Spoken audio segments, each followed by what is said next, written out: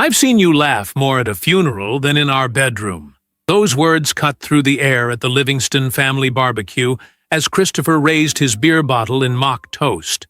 Everyone laughed. His mother, Margaret, his father, Vincent, his sister, Jennifer. Everyone except Barbara Livingston, who stood frozen, the plate of carefully arranged appetizers trembling slightly in her hands. It wasn't the first time her husband had publicly mocked their intimate life, but something about today felt different. Maybe it was the way Margaret's eyes lingered on her with that mixture of pity and judgment, or how Jennifer leaned over to whisper something to her boyfriend, both of them stealing glances in Barbara's direction. Barbara placed the appetizers on the outdoor table and excused herself to the kitchen. 33 years old, with honey-blonde waves and striking green eyes that once radiated confidence, she now moved through spaces like a ghost, careful not to disturb the air around her. The cool interior of the Livingston family home provided momentary refuge from both the summer heat and the searing humiliation. "Need help with anything, dear?" Margaret's voice preceded her into the kitchen, that saccharine tone that never quite masked the criticism beneath. At 58, Margaret Livingston was still striking, her silver-streaked blonde hair perfectly styled, her clothing expensive and tasteful, a constant reminder of the wealthy East Coast family Christopher had been born into. "I'm fine, thank you," Barbara replied, her voice steady despite the turmoil inside. She busied herself arranging deviled eggs on a serving platter, focusing on making each one perfect. "You know," Margaret began, leaning against the counter, "I found the most interesting article about how to spice things up in the bedroom. I could forward it to you." She delivered this with the same casual tone one might use to recommend a recipe for banana bread. Barbara's fingers tightened around the serving spoon. "That won't be necessary. Christopher just wants what any husband wants," Margaret continued, as if Barbara hadn't spoken. "Men have needs, and when those needs aren't met at home—" She let the implication hang in the air like a threatening storm cloud. Through the kitchen window, Barbara could see Christopher gesturing wildly, clearly in the middle of another story. His father, Vincent, laughed appreciatively, clapping his son on the back. At 60, Vincent was still imposing, tall, broad-shouldered, with the same charismatic smile that Christopher had inherited. Father and son, cut from the same cloth, always protecting each other. "I'll keep that in mind," Barbara finally responded, picking up the platter and moving past her mother-in-law. The words were automatic, a defense mechanism developed over 2 years of marriage into the Livingston family. As a business administrator who'd graduated at the top of her class, Barbara had once prided herself on her ability to solve problems, to find logical solutions to complex situations. But this, the constant undercutting, the public humiliation, the way Christopher had systematically dismantled her confidence, this defied logic. When she stepped back outside, Christopher immediately caught her eye. "Here she comes now. My beautiful, brilliant wife," he announced, his words slurring slightly. "Tell them, Barb, about how you organize our bedroom activities like quarterly business reviews." Jennifer snickered. "Complete with PowerPoint presentations? And performance evaluations," Christopher added, triggering another round of laughter. Barbara set down the platter with deliberate care. "I think you've had enough to drink, Chris." "See what I mean?" Christopher stage-whispered to his family. Always managing everything. It hadn't always been this way. When they'd first met 3 years ago at a corporate function, Barbara representing her management consulting firm, Christopher there with the marketing team of his company, he'd been charming, attentive. He'd pursued her with an intensity that had been flattering. Their courtship had been a whirlwind. Romantic dinners, weekend getaways, long conversations about their dreams and ambitions. The change had been so gradual that Barbara hardly noticed it happening. First came the occasional jokes about her being too serious. Then the complaints about her work schedule. After they married, the criticisms became more frequent, more pointed, often delivered with a smile or in front of others so that any objection from her would seem like an overreaction. Barbara's just so proper, you know? Christopher was saying now, his arm draped around his sister's shoulders, like she's afraid to let loose. I keep telling her, life's not a board meeting. Jennifer nodded sympathetically. Some women just don't understand what men need. Barbara felt a familiar tightness in her chest, the prelude to panic that she'd become adept at suppressing. Breathe in for 4 counts, hold for 7, out for 8. The grounding technique her therapist had taught her. No one here knew about the therapy sessions she'd started 6 months ago, seeking help for what she'd been convinced was her own inadequacy. "Excuse me," she murmured, stepping away from the group. No one seemed to notice her departure.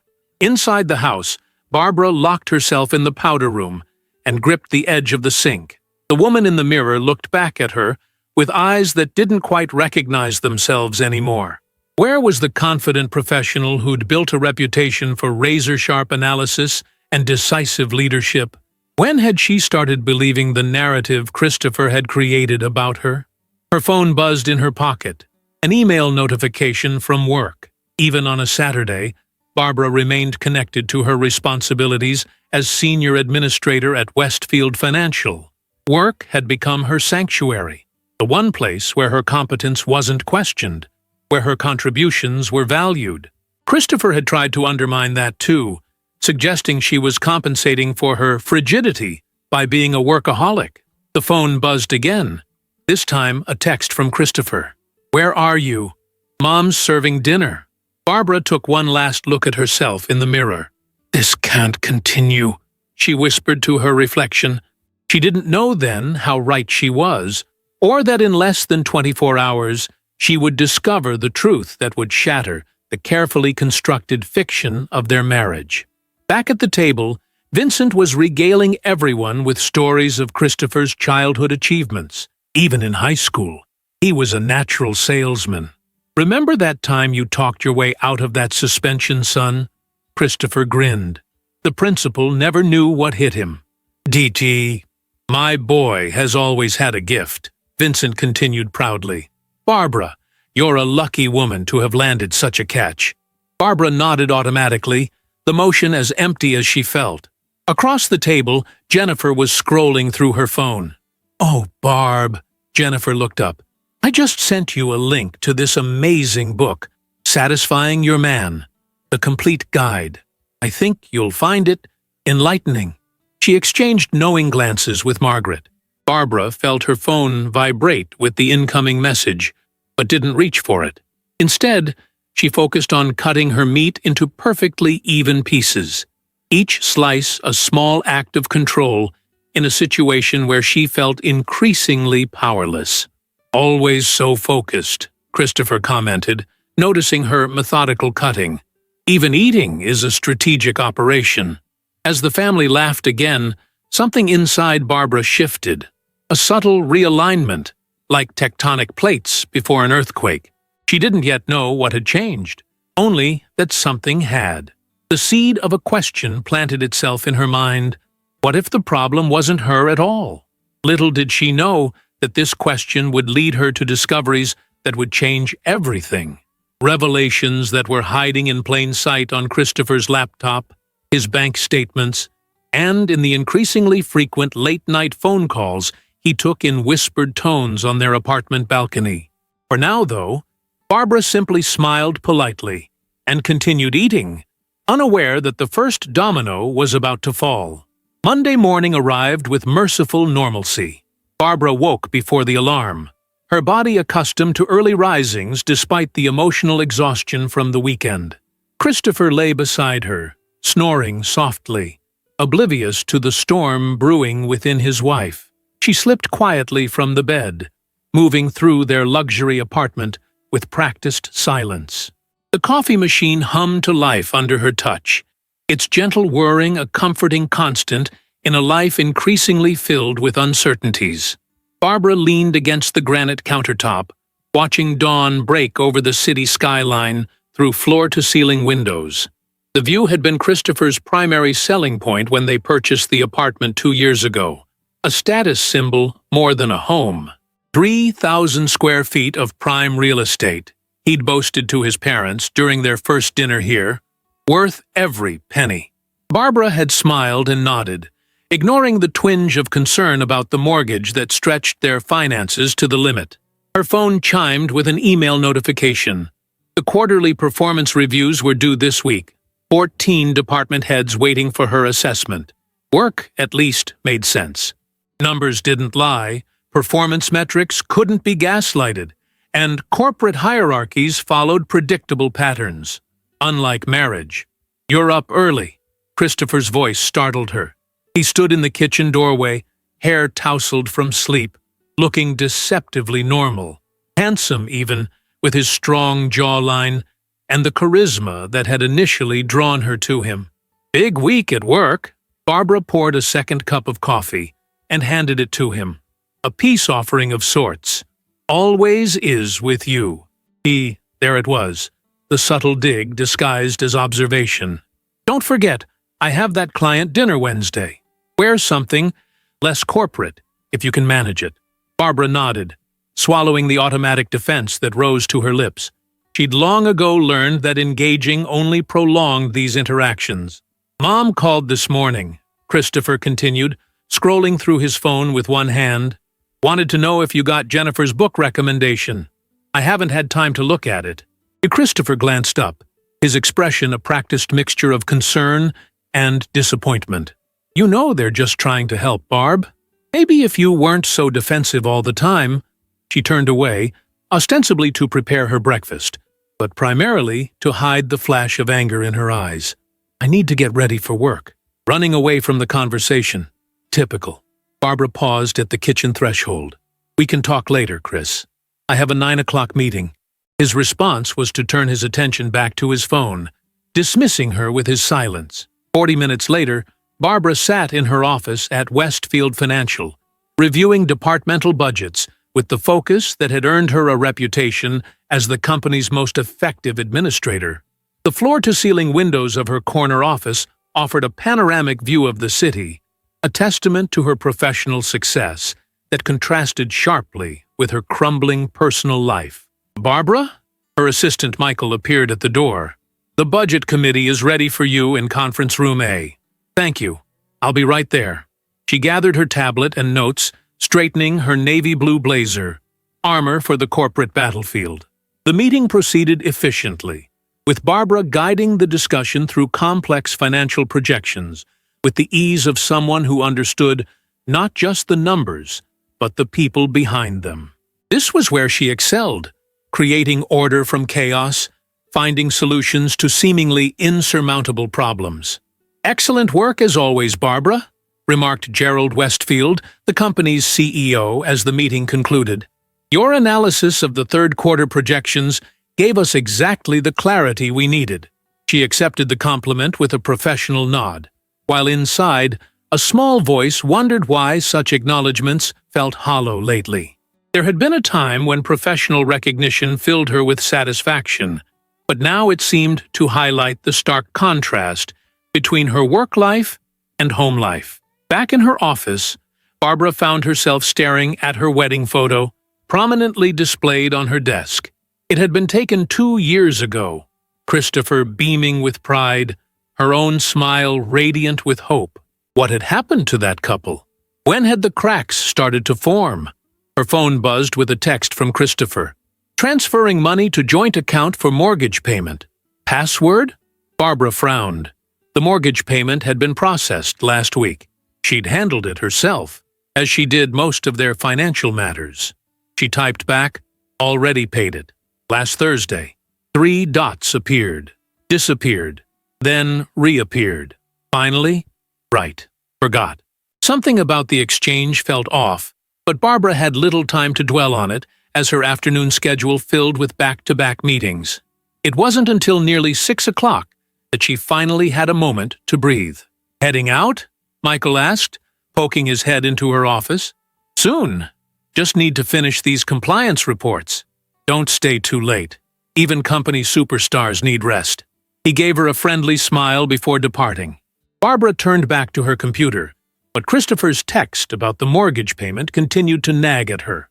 On impulse, she logged into their joint bank account.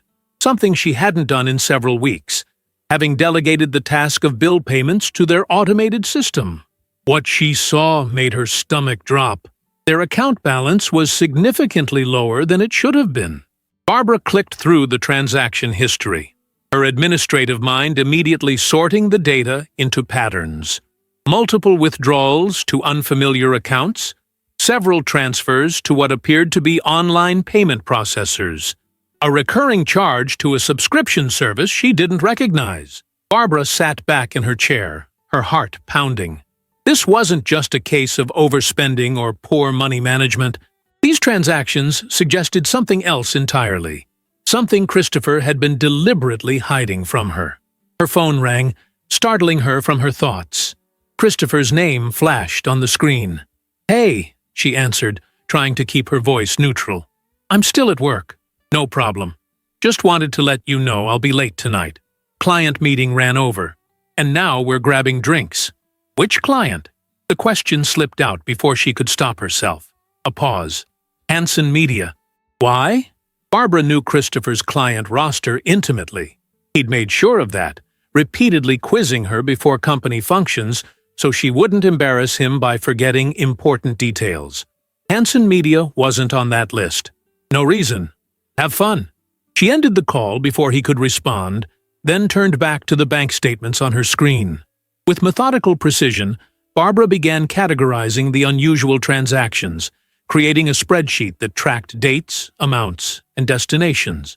The administrator in her took over, temporarily suppressing the wife who didn't want to believe what the numbers were telling her.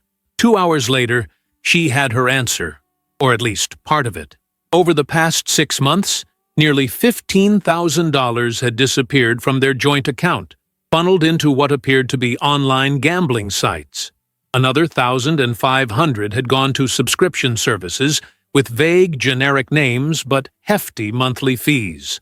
Barbara sat in her darkened office, the spreadsheet glowing accusingly on her screen. The pieces were starting to fit together.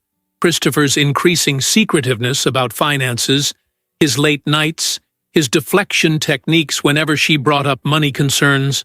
All this time, he'd been projecting his issues onto her, creating a narrative where she was the problem in their marriage.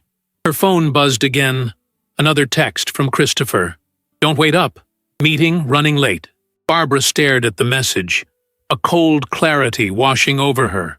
For months, she'd been questioning herself, internalizing Christopher's criticisms, believing that she was somehow deficient as a wife. Now, staring at the evidence of his deception, something shifted inside her. The same tectonic movement she'd felt at the family barbecue, but stronger now, more defined. She gathered her things and left the office, her mind racing with questions and realizations. The cool night air hit her face as she stepped onto the sidewalk, a physical shock that matched her emotional state. Barbara hailed a taxi, giving the driver their apartment address. "Actually," she said suddenly, changing her mind, "take me to the Westmont Hotel instead." 20 minutes later, she stood in the hotel's elegant lobby, her administrator's mind still working through probabilities and scenarios. If Christopher was lying about client meetings, where was he really going? And if he was gambling away thousands of dollars online, what else was he hiding? Barbara approached the front desk, summoning the authoritative presence she used in board meetings. "Good evening. I believe my husband is attending a business dinner here tonight. Christopher Livingston?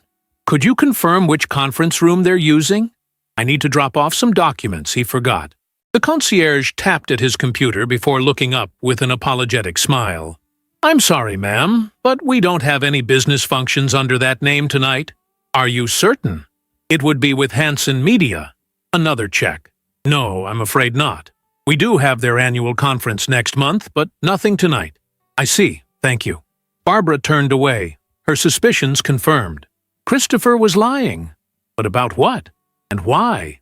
As she left the hotel, a new determination settled over her. Tomorrow, while Christopher was at work, she would do something she'd never done before. She would search his laptop. The thought made her uncomfortable, running counter to her deeply ingrained respect for privacy and boundaries. But the evidence was mounting that her husband had already shattered those boundaries with his deception. Back in the taxi, Barbara stared out at the city lights, each one representing a life, a story, a truth. Somewhere in that glittering landscape of secrets and lies was the reality of her marriage, a reality she was finally ready to face. What she didn't know, as the taxi pulled up to their apartment building, was that the truth would be far worse than she imagined. Morning light filtered through the blinds as Barbara lay awake beside Christopher, listening to his rhythmic breathing. Sleep had eluded her most of the night, her mind racing through the implications of what she'd discovered. The clock on the nightstand read 6:15, 45 minutes before Christopher's alarm would sound. She slipped from the bed with practiced silence and padded to the kitchen, her bare feet cool against the hardwood floors. The coffee machine hummed to life, its familiar routine offering a small comfort amid the chaos of her thoughts. Barbara leaned against the counter, cradling her mug between her palms. Through the window, the city was coming alive, unaware of the small drama unfolding in the Livingston apartment. She watched a jogger navigate the sidewalk below, wondering if that person's life held similar hidden truths, or if it was only hers that seemed to be constructed on foundations of sand.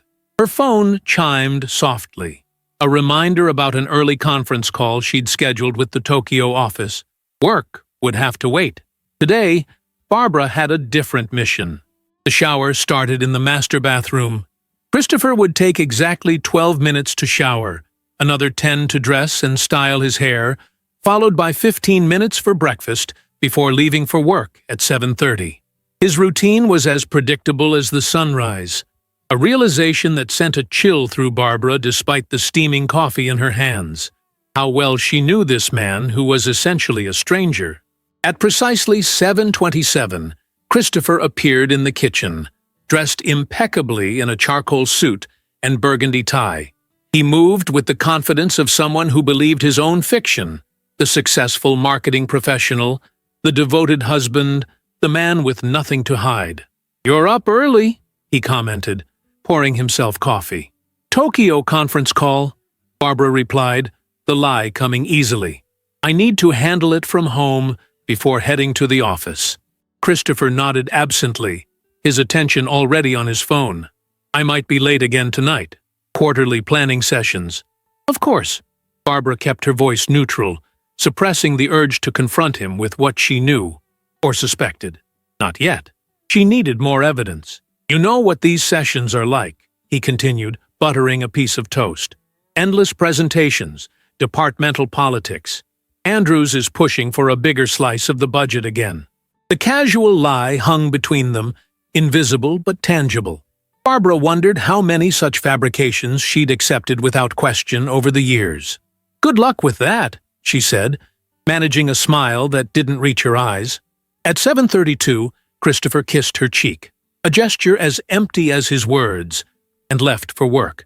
Barbara waited 10 minutes to ensure he wouldn't return for something forgotten, then moved with purpose toward his home office. The room was meticulously organized, another facade. The large mahogany desk dominated the space, Christopher's laptop conspicuously absent. He'd taken it to work. Barbara opened the desk drawers methodically, finding nothing unusual until she reached the bottom right drawer. Beneath a stack of manila folders lay a second laptop, older, its surface scratched from use. Barbara stared at it, her heart pounding. Why would Christopher need a second laptop? And why keep it hidden? With trembling fingers, she lifted it from the drawer and opened the lid. The screen came to life, requesting a password. Barbara hesitated, guilt warring with determination. Was she really going to do this? Invade Christopher's privacy so completely? The memory of the bank statements steeled her resolve. The truth, however painful, was preferable to living a lie. What would Christopher use as a password? Barbara tried his birthday. Access denied. His childhood street address. Access denied. Their wedding date. Access denied. She sat back, frustrated, but not surprised. Christopher was too careful for such obvious choices. Her eyes scanned the office, searching for inspiration. On the bookshelf stood a small trophy, Christopher's pride and joy from his college days. Theta Chi Marketing Challenge Champion, read the inscription. Barbara typed Theta Chi Champ into the password field. Access denied. She tried variations, Theta Chi Winner, Marketing Champ, with no success. Finally, on a hunch, she typed Theta Chi Champ 2012, the year he'd won the award. The screen changed, granting access. Barbara released a breath she hadn't realized she was holding. The desktop appeared, cluttered with icons and folders. Where to begin? She started with the browser history, her administrator's mind organizing the data even as her wife's heart braced for what she might find. The pattern became clear almost immediately. Multiple daily visits to gambling sites, poker, sports betting, casino games, hours spent on platforms with innocuous names that, when searched, revealed themselves to be adult content subscription services. The browser's password manager revealed the extent of Christopher's digital life: accounts on 12 different gambling platforms, memberships to numerous adult content sites, forum profiles for online communities dedicated to both activities. Barbara's stomach churned, but she pressed on, opening his email account. More revelations, confirmation emails for wire transfers, payment receipts, promotions for VIP gambling experiences, correspondence with customer service representatives regarding disputed charges. And then she found something that made her blood run cold. An email thread with someone named Marcus Delgado, the subject line reading, Payment Plan Options. Barbara opened it, scanning the increasingly threatening tone of the messages. Final notice, read the most recent email from 3 days ago. 15,000 due by end of month or we escalate. You know the terms. Loan shark. The realization hit Barbara with stunning clarity. Christopher had borrowed money from a loan shark to cover his gambling debts. She continued searching, uncovering bank statements for accounts she hadn't known existed, credit card statements showing massive cash advances, and most disturbing of all, documents indicating their apartment had been used as collateral for a personal loan from a company called Fast Cash Solutions. Barbara sat back, overwhelmed by the scope of Christopher's deception. Their financial security, their home, their future, all of it had been compromised without her knowledge. As she was about to close the laptop, a calendar notification popped up on the screen. Dr. Harrison, 2 p.m. The name was unfamiliar, but something about the entry caught Barbara's attention. She opened the calendar app, finding similar weekly appointments dating back 4 months. A quick search revealed that Dr. Andrew Harrison was a therapist specializing in addiction treatment, with an office downtown. Christopher was seeing a therapist? The revelation was so unexpected that Barbara almost laughed. All this time, he'd been projecting his issues onto her, making her feel inadequate when he was the one seeking help. But why keep it secret? And more importantly, why continue the destructive behaviors if he was in treatment? She returned to the email account, searching for correspondence with Dr. Harrison. Several threads appeared, containing appointment confirmations and, Barbara hesitated before clicking, session summaries. The ethical implications of reading someone's private therapy notes gave her pause, but the stakes were too high now. Her financial security, her home, her reputation, all were at risk. The emails revealed a man struggling with impulse control disorders, using adult content as an escape mechanism, and gambling to generate excitement that he claimed was missing from his life. Most disturbing were the therapist's notes about Christopher's displacement behaviors, projecting his own inadequacies onto his wife to avoid facing his issues. Patient continues to externalize responsibility, read one assessment. Describes wife as cold and controlling when confronted with evidence of his own problematic behaviors. Resistance to accountability remains primary obstacle to progress. The words blurred as tears filled Barbara's eyes, not of sadness, but of vindication and anger. For 2 years, she'd internalized Christopher's criticisms, believing something was fundamentally wrong with her. The gaslighting had been so effective that she'd sought her own therapy, convinced that she was failing as a wife. A notification sound from her phone broke Barbara's concentration. A reminder for her actual conference call with Tokyo in 15 minutes. The real world was intruding on her investigation. With methodical care, Barbara documented what she'd found, taking screenshots of the most damning evidence and emailing them to her personal account. Then she closed the laptop, returned it to its hiding place, and straightened the office to erase any sign of her presence. Back in the kitchen, Barbara tried to process everything she'd discovered. Christopher wasn't just a liar. He was an addict with mounting debts, including money owed to dangerous people. He'd put their home at risk, emptied their savings, and all while making her believe she was the problem in their marriage. The conference call came and went, Barbara participating on autopilot while her mind grappled with her new reality. By noon, she'd made a decision. She would confront Christopher tonight, offer her support if he committed to treatment, but stand firm on protecting herself financially and emotionally. She left the apartment and headed to work, her step lighter despite the gravity of the situation. Knowledge, even painful knowledge, was preferable to the gaslighted confusion she'd been living in. What Barbara didn't know as she entered her office building was that Christopher had already left work early, not for a client meeting as his calendar claimed, but to meet with Marcus Delgado about extending his payment deadline. And when that meeting went poorly, he would return home unexpectedly, his mood volatile, to find his hidden laptop moved ever so slightly from its precise position in the drawer. The confrontation Barbara was planning would come sooner than she anticipated, and it would unfold very differently than she imagined. As she sat in her office that afternoon, reviewing departmental budgets with her usual efficiency, Barbara had no way of knowing that in just a few hours her carefully controlled world would explode in ways she couldn't predict, and that the aftermath would force her to make the most difficult decision of her life. The first hint came at 3:15, when her assistant Michael appeared at her office door, his expression concerned. "Barbara, your husband is on line 1. He sounds upset." She thanked him with a nod, her stomach tightening as she reached for the phone. "Christopher? You went through my computer." His voice was dangerously quiet. Barbara closed her eyes briefly. "We need to talk. Not over the phone." "Damn right we do. I'm at home. Now."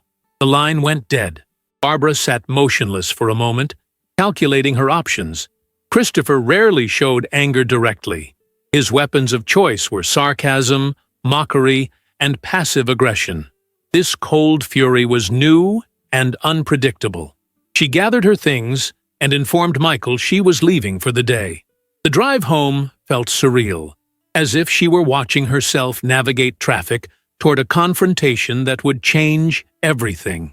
As Barbara rode the elevator to their floor, she straightened her shoulders and lifted her chin.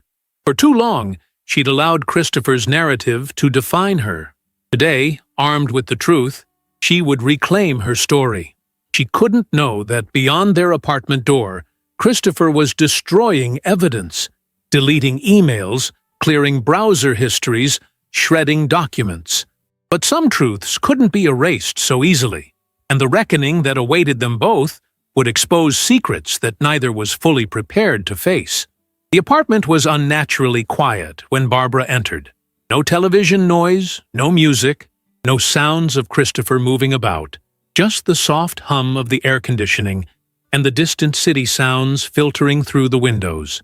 She placed her keys in the ceramic bowl by the door, the soft clink unnaturally loud in the silence.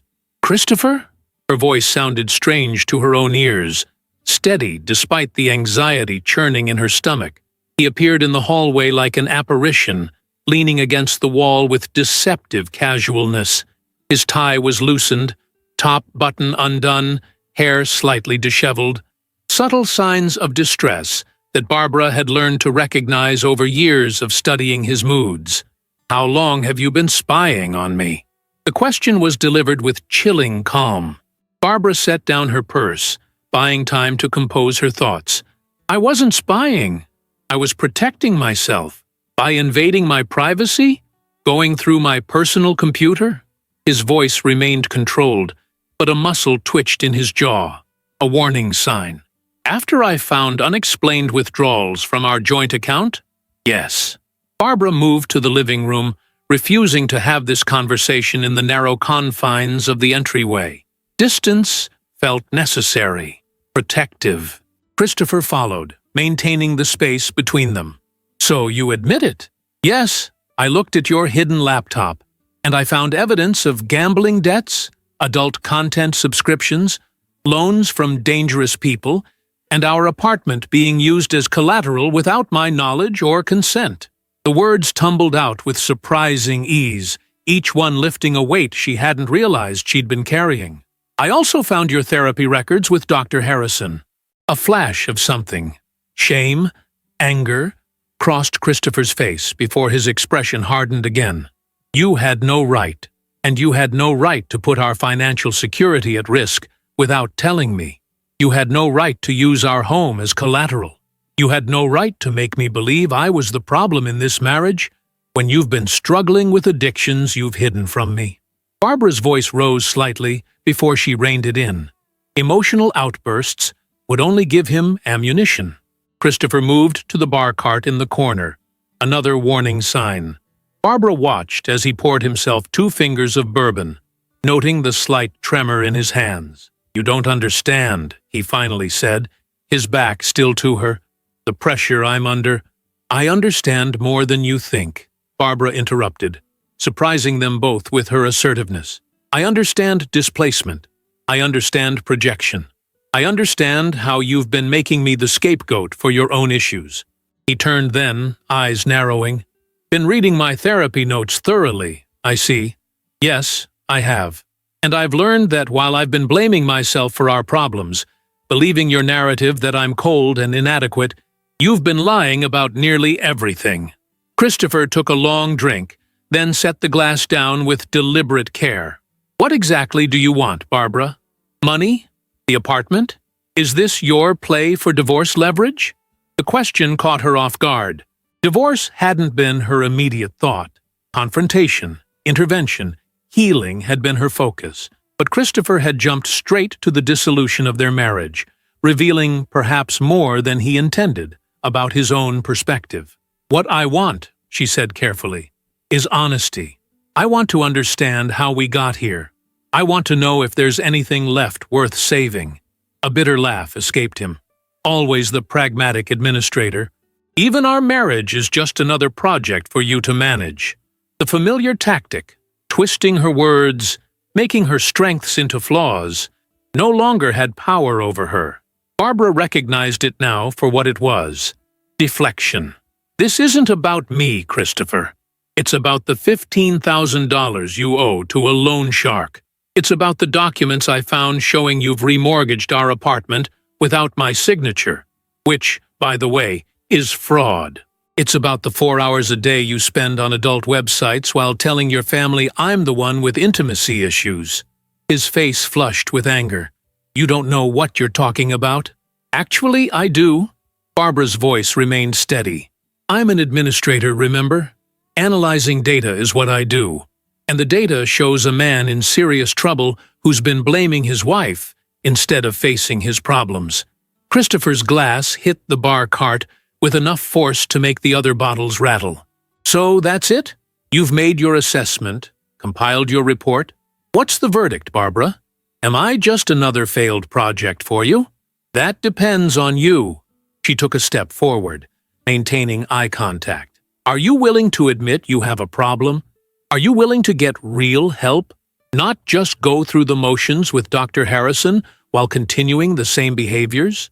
Are you willing to stop using me as your emotional punching bag? For a moment, something vulnerable flickered in Christopher's eyes, a glimpse of the man she'd fallen in love with, the man still buried somewhere beneath layers of addiction and deception. But it vanished as quickly as it appeared, replaced by the defensive mask she'd grown to know all too well. This is ridiculous. You snoop through my private things, make wild accusations, and then position yourself as my savior? He poured another drink. Classic Barbara, always needing to be right, always needing to be in control.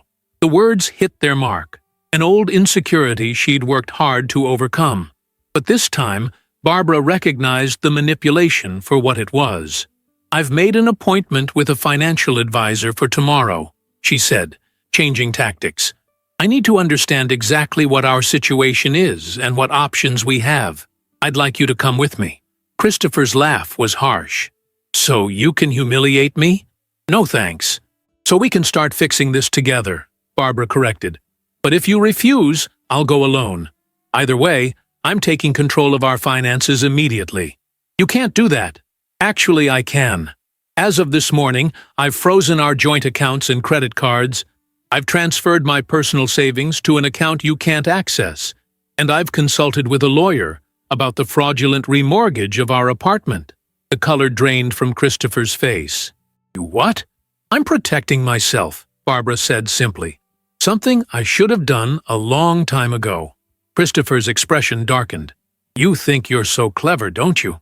The perfect Barbara Livingston, always one step ahead." He moved closer, invading her space. "Did it ever occur to you that I need those accounts for legitimate business expenses? That you might be sabotaging my career with your paranoia?" Barbara held her ground. "Any legitimate expenses can be approved by me until we sort this out. And we both know your career isn't the issue here." "You sanctimonious bitch!" The words were whispered, almost gentle in their delivery, which made them all the more menacing. Barbara flinched, but didn't retreat. "Name-calling won't change the facts, Christopher. You need help, and our marriage needs truth if it has any chance of surviving."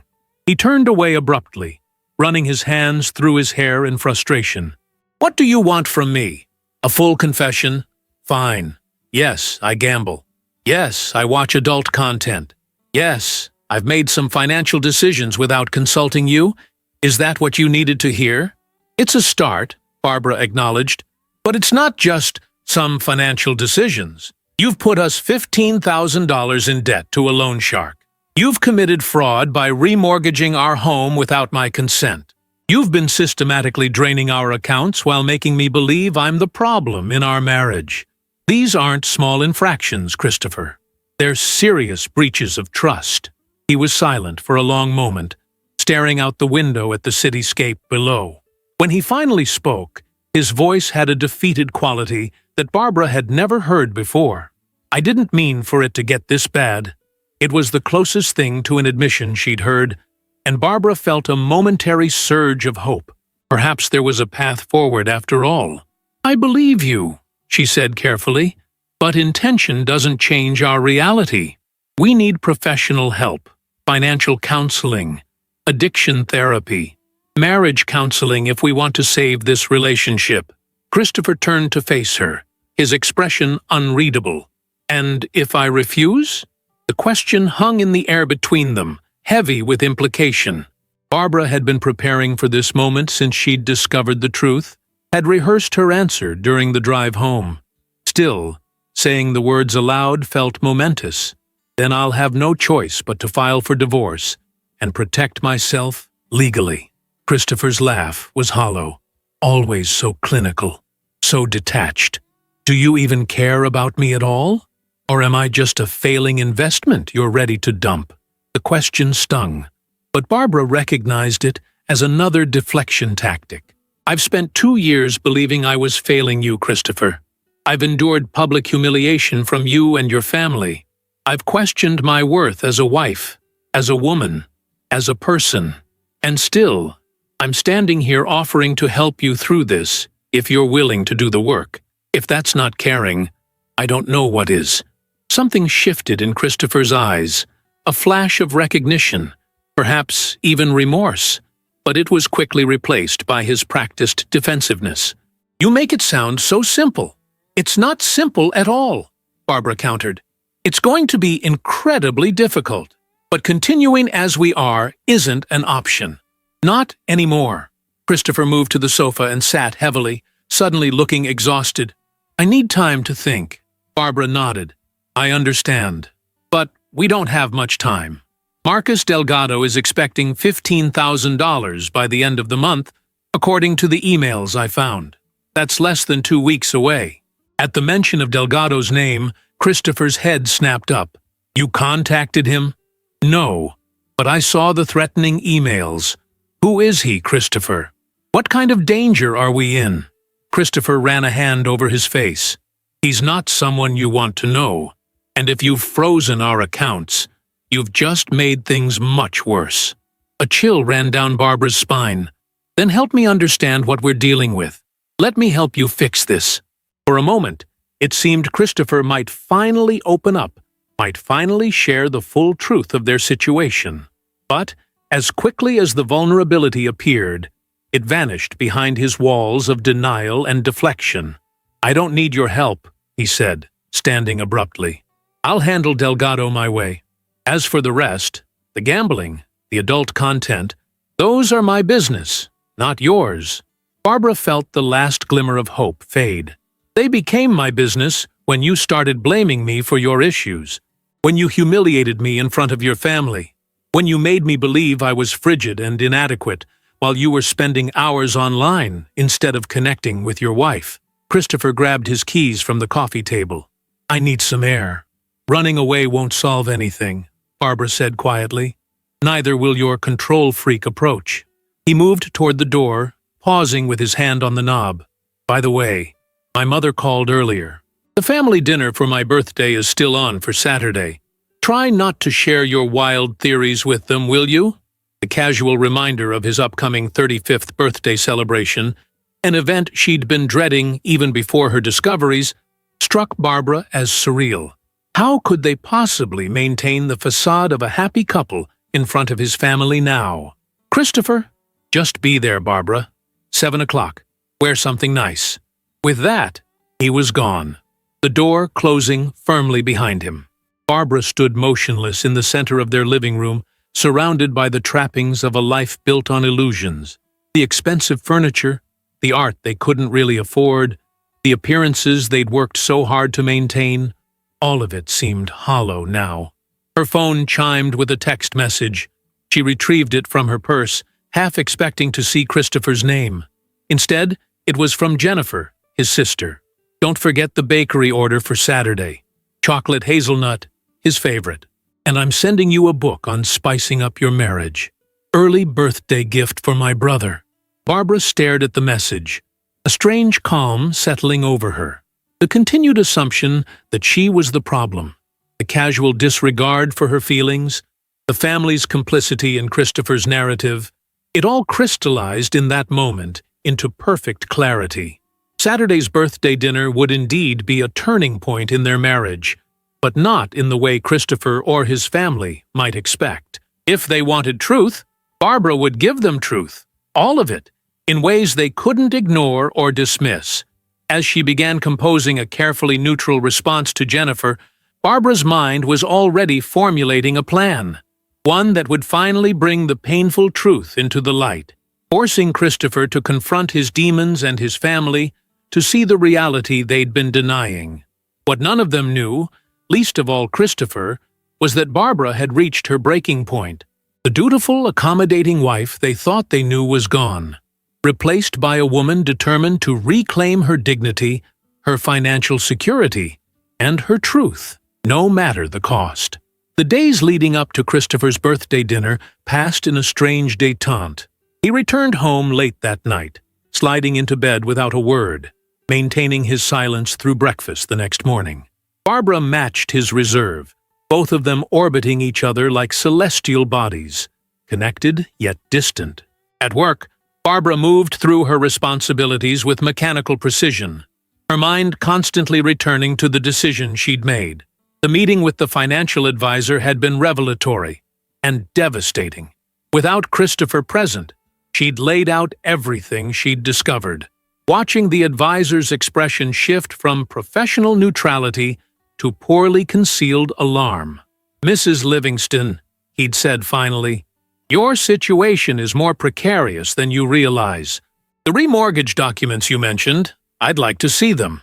When Barbara produced copies of what she'd found on Christopher's laptop, the advisor's concern deepened visibly. "This isn't just a second mortgage," he explained.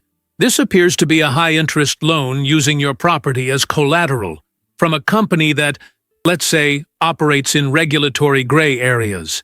And without your signature as co-owner," he'd paused, choosing his words carefully, "there could be serious legal implications." By Thursday, Barbara had assembled a complete financial picture of their situation, and it was grim.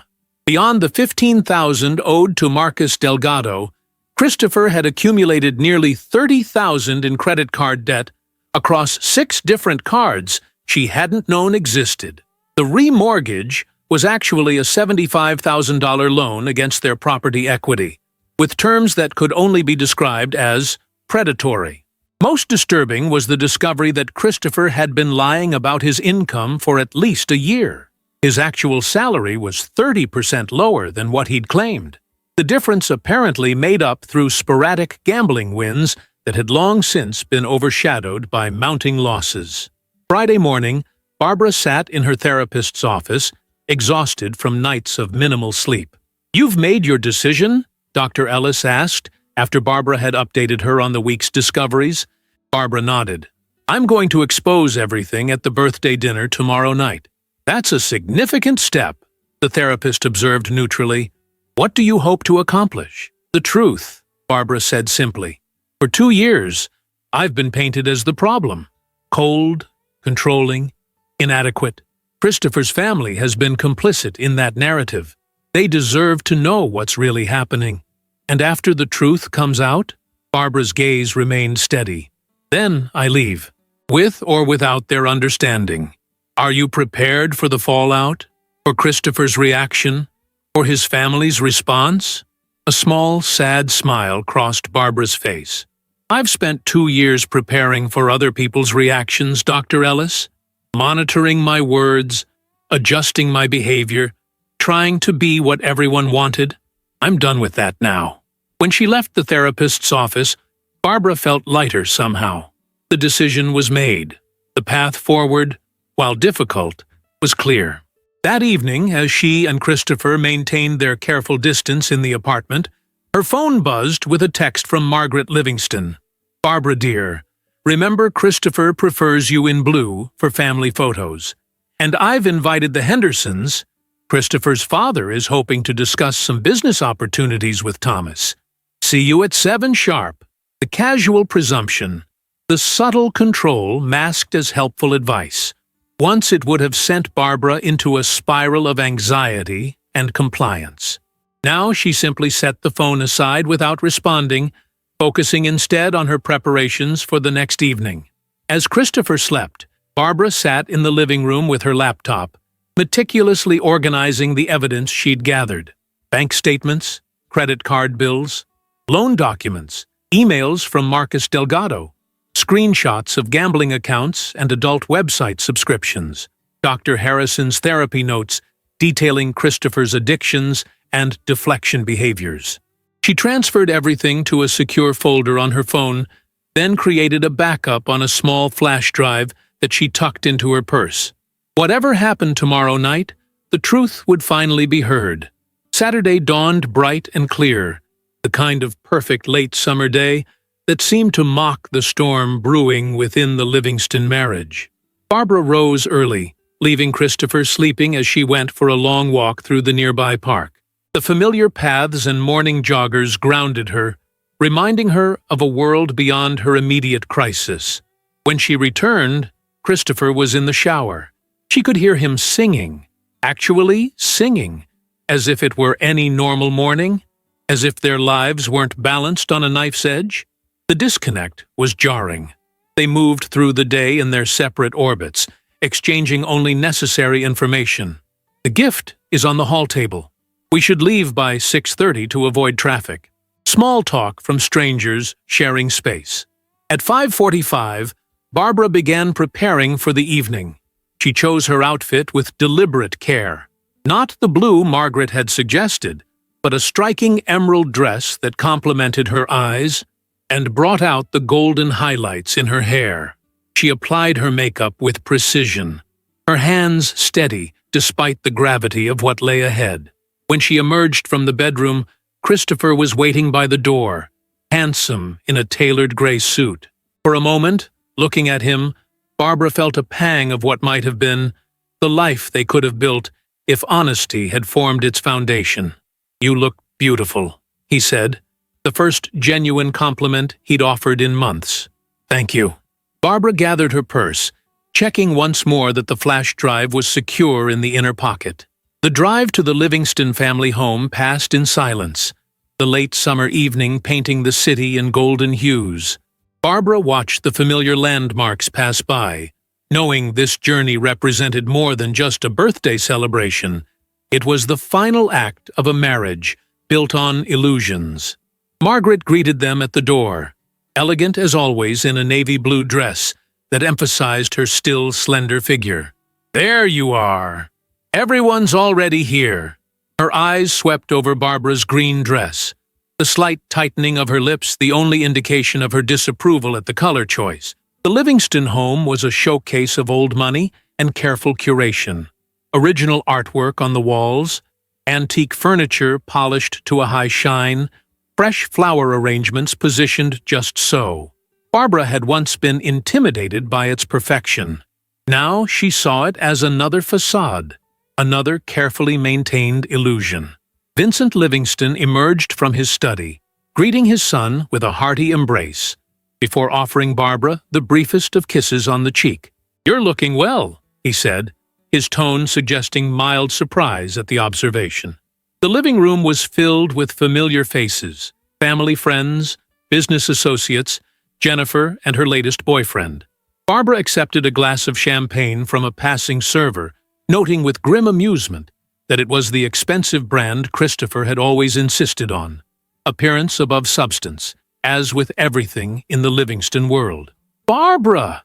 Jennifer approached, air-kissing her cheeks. "Green is a choice." She lowered her voice conspiratorially. "Mom's having a minor conniption. You know how she is about the family photos? Some things are more important than color coordination," Barbara replied mildly, taking a sip of her champagne. Jennifer blinked, unused to even this gentle pushback. "Well, I suppose." "Oh, did you get the book I sent? Reigniting the Flame? The reviews say it's life-changing for women who struggle with, you know." She made a vague gesture that somehow managed to be both dismissive and condescending. "I did." Barbara maintained her pleasant expression. "I'm sure Christopher will find it enlightening when he reads it." Before Jennifer could process this unexpected response, Margaret called for everyone's attention, announcing that dinner would be served in 15 minutes.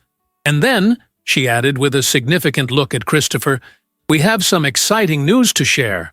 Barbara caught Christopher's eye across the room, noting his momentary confusion. Whatever announcement his mother had planned, he clearly wasn't privy to it. Dinner was served in the formal dining room, crystal and silver gleaming under the chandelier's light. Barbara found herself seated between Thomas Henderson, the business connection Vincent was cultivating, and an elderly aunt who seemed primarily interested in her wine glass being kept full. Across the table, Christopher held court, charming and attentive, the perfect son and host. Watching him, Barbara marveled at his ability to compartmentalize, to present this flawless exterior while his life crumbled behind the scenes. The meal progressed through multiple courses, each more elaborate than the last. Barbara ate little, her stomach tight with anticipation. She noticed Margaret watching her with narrowed eyes, interpreting her lack of appetite as another personal failing, no doubt. Finally, as dessert was served, the chocolate hazelnut cake Christopher favored, Vincent rose, tapping his glass for attention. "Before we celebrate another year of Christopher's life, Margaret and I have an announcement." He beamed at his son. "Henderson Capital has agreed to bring Christopher on as their new marketing director, with a substantial increase in salary and benefits." The table erupted in congratulations as Christopher accepted the news with practiced modesty. Barbara felt a chill run through her. Another job? when their financial house of cards was on the verge of collapse? A toast, Vincent continued, raising his glass. To Christopher, the son any father would be proud of, the businessman any company would be fortunate to have, and the husband who— He paused, his gaze sliding briefly to Barbara, with poorly concealed disapproval. Well, who works tirelessly to provide the best for his family. Glasses were raised around the table. Barbara lifted hers mechanically, her mind racing. This job offer complicated things. It offered Christopher yet another escape route, another way to avoid confronting his real problems. Speech, someone called, and Christopher rose, glass in hand, the picture of successful confidence. Thank you all for being here tonight, he began, his voice warm with practiced sincerity. Especially my beautiful wife, Barbara. He gestured toward her, the perfect, attentive husband. I know I'm not always the easiest person to live with. Gentle laughter rippled around the table. But she puts up with me, for better or worse. Christopher's smile didn't reach his eyes as they met Barbara's across the table. Even if she is a little reserved in certain areas. The implication hung in the air, followed by uncomfortable titters from the guests who understood the reference to their supposedly troubled intimate life. Jennifer snickered openly, while Margaret's expression conveyed sympathetic embarrassment. For Christopher, not Barbara. In that moment, watching the family exchange knowing glances at her expense, something crystallized in Barbara. This wasn't just about Christopher anymore. It was about an entire system that had been built to protect him, to excuse him, to elevate him at her expense. As the laughter subsided, Barbara rose smoothly to her feet, glass in hand. The unexpected movement caught everyone's attention, conversation faltering into silence. I'd like to offer a toast as well, she said, her voice steady. To truth. Confusion flickered across the assembled faces. Christopher's expression hardened, a warning in his eyes that Barbara chose to ignore.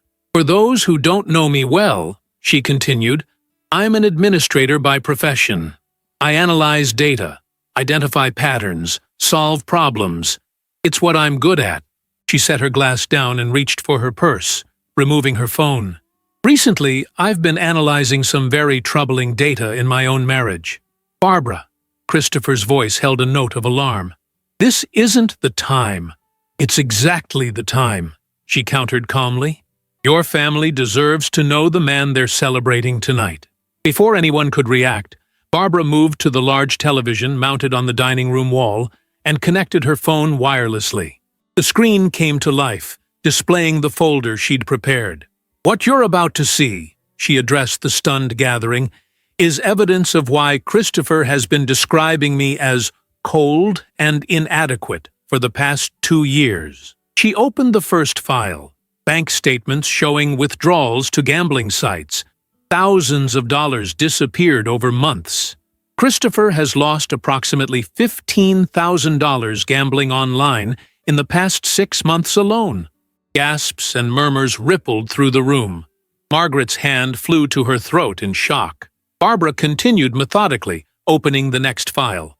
Credit card statements showing subscriptions to adult content platforms. He spends an average of 4 hours daily on adult websites, while telling his family that I'm the one with intimacy issues. Christopher lurched to his feet. Turn that off right now. No. Barbara's voice remained level. For 2 years, I've been humiliated in front of your family. I've been made to believe I was failing as a wife. I've been the punchline of your jokes, the target of your mother's helpful advice, the recipient of your sister's condescending self-help books. All while you've been lying about everything. She advanced to the next screen, the loan documents showing their apartment used as collateral. Christopher remortgaged our home without my knowledge or consent to cover gambling debts. That's fraud, by the way. Vincent had gone pale, his earlier pride evaporated. Christopher, is this true? Before her husband could respond, Barbara opened the email thread with Marcus Delgado. He currently owes $15,000 to a loan shark, due by the end of this month. a loan shark who, based on these messages, doesn't make idle threats. The room had fallen into shocked silence. Christopher stood frozen, his face a mask of rage and humiliation. And finally, Barbara said, opening the last file, therapy records showing that Christopher has been in treatment for impulse control disorders related to gambling and adult content addiction for the past 4 months, while continuing to blame me for our marital problems. Margaret swayed slightly in her chair, looking as though she might faint. Vincent's expression had hardened into something unreadable. Jennifer stared at her brother in disbelief. "I've tried," Barbara said, her voice finally betraying emotion. "I've tried to help him, to understand, to support him through this, but he refuses to acknowledge the problem.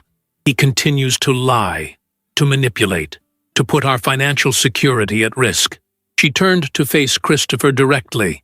"And he continues to humiliate me, rather than face his own demons." Christopher's face had drained of color, his carefully constructed world collapsing around him. "You had no right," he whispered. "I had every right," Barbara countered. "This affects my life, my future, my safety, and I'm done being your scapegoat." She disconnected her phone from the television and turned to address the stunned family. Christopher needs help, real help, not enablers who reinforce his denial. He has serious addiction issues and dangerous debts. And until he's ready to truly address those problems, I can't be part of his life anymore. Margaret had begun to weep silently. Vincent's jaw was clenched so tight, a muscle twitched in his cheek. Jennifer looked as though she'd been slapped. "I'm sorry you had to learn the truth this way," Barbara said, gathering her purse. "But I've tried every other approach, and nothing has broken through the walls of denial. His or yours." She moved toward the door, pausing beside Christopher. "I'll be staying with a friend while I look for my own place. My lawyer will contact you next week about the separation." The silence that followed her through the dining room and into the hallway was absolute. No one moved to stop her. No one called after her. They remained frozen in the aftermath of truth, too long denied. As Barbara stepped out into the warm evening air, a weight lifted from her shoulders. The path ahead would be difficult, untangling their finances, rebuilding her life, healing from the emotional damage of the past 2 years. But for the first time in longer than she could remember, she felt truly free. Her phone buzzed in her purse. A text message from Vincent. "We need to talk. Not now, but soon. There are things you should know." Barbara slipped the phone back without responding. Whatever revelations the Livingston family might offer now, they came too late to save her marriage. But perhaps they might help save Christopher, if he was willing to accept the help he so desperately needed. As she hailed a taxi, Barbara caught a glimpse of her reflection in a storefront window, straight-backed, clear-eyed, resolute. The woman Christopher had tried to diminish was gone, replaced by someone stronger, someone unwilling to accept lies or manipulation, someone who understood her own worth. The taxi pulled to the curb. As Barbara gave the driver her friend's address, she felt a sense of possibility unfurling within her, a future undefined by someone else's narrative, unbound by someone else's limitations. Behind her, in the Livingston family home, a reckoning long overdue was taking place. Christopher would face his family, his addictions, his deceptions without her as his convenient scapegoat, and whatever path he chose from this moment forward would be his responsibility alone. The taxi pulled away from the curb, carrying Barbara toward an uncertain but authentic future. In the soft evening light, she allowed herself a small smile, not of triumph or vindication, but of peace. The truth, however painful, had finally set her free. 6 months later, Barbara stood in the doorway of her new apartment, coffee mug in hand, watching the sunrise paint the city in shades of gold and promise. The space was smaller than the luxury apartment she'd shared with Christopher, but it was hers. Every piece of furniture, every artwork on the walls, every decision made without compromise or consideration of someone else's approval. Her phone chimed with an email notification. The final divorce papers had been processed. The financial settlement had been complicated by Christopher's debts, but with Vincent's unexpected intervention, they'd reached an agreement that protected Barbara from the worst of the financial fallout. According to Jennifer, who had reached out with an awkward but seemingly genuine apology, weeks after the birthday dinner revelation, Christopher had finally entered a serious treatment program for his addictions. Margaret had joined a support group for families of addicts, slowly coming to terms with her role in enabling her son's behavior. The family mythology of Christopher as the golden child had crumbled under the weight of reality, painful but necessary for genuine healing to begin. Barbara set her mug down and prepared for work, straightening the blazer of her new suit. A promotion to executive level at Westfield Financial had come through last month, recognition of the leadership skills she'd demonstrated even while navigating personal crisis. As she locked her apartment door, Barbara reflected on the journey of the past 6 months. The pain hadn't disappeared entirely. Betrayal left scars that would take time to fade. But in its place had grown something unexpected: compassion. Not just for Christopher and his struggles, but for herself, for the woman who had believed herself inadequate, who had internalized others' projections, who had sought validation from those determined to diminish her. That woman was gone now. In her place stood someone wiser, stronger, and infinitely more certain of her own worth. Someone who understood that true intimacy began with honesty, and that no relationship could thrive in the shadow of secrets and lies.